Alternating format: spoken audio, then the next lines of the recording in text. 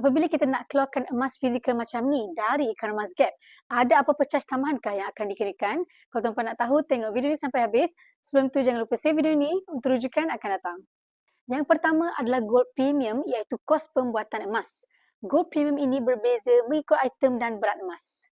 Sebagai contoh, kalau anda keluarkan item 1 gram, charge premium untuk 1 gram ini adalah RM15. Manakala kalau anda keluarkan item 100 gram, charge premiumnya adalah RM70. Lagi besar item emas yang kita nak fizikalkan, lagi murah Gold Premium yang ditetapkan.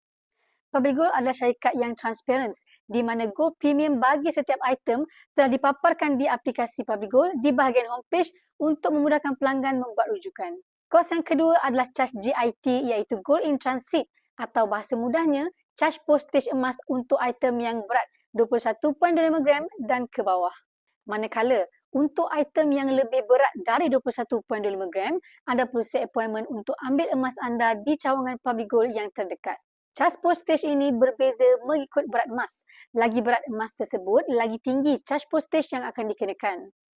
Ini adalah inisiatif daripada Public Gold untuk tingkatkan kadar keselamatan pengepusan emas anda.